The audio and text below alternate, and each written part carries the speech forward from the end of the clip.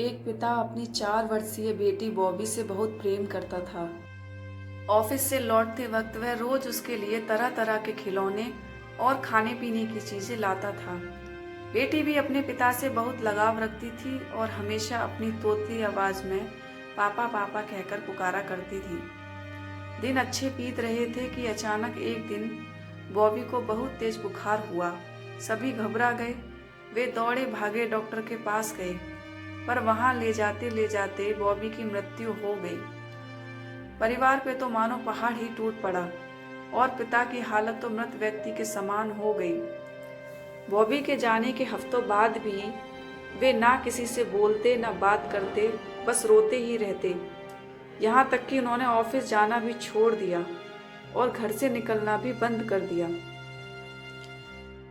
आस पड़ोस के लोगों और नाते रिश्तेदारों ने उन्हें समझाने की बहुत कोशिश की, पर वे किसी की ना सुनते। उनके मुख से बस एक ही शब्द निकलता, बॉबी। एक दिन ऐसे ही बॉबी के बारे में सोचते सोचते उनकी आंख लग गई और उन्हें एक सपना आया।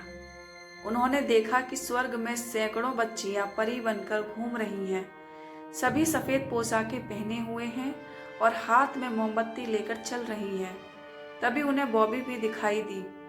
उसे देखते ही पिता बोले, बॉबी मेरी प्यारी बच्ची, सभी परियों की मोमबत्तियां जल रही हैं, पर तुम्हारी बुझी क्यों है?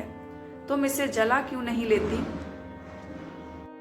बॉबी बोली, पापा मैं तो बार बार मोमबत्ती जलाती हूँ, पर आप इतना रोते हो कि आपके आंसुओं से मेरी मोमबत्ती बुझ जाती है। ये सुनते ही पिता की नींद टूट गई। उन्हें अपनी गलती का एहसास हो गया।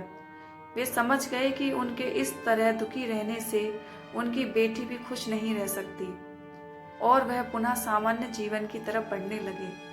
सीख: किसी करीबी के जाने का गम शब्दों से बयान नहीं किया जा सकता, पर कहीं ना कहीं हमें अपने आप को मजबूत करना होता है और अपनी जिम्मेदारियों को निभाना होता है।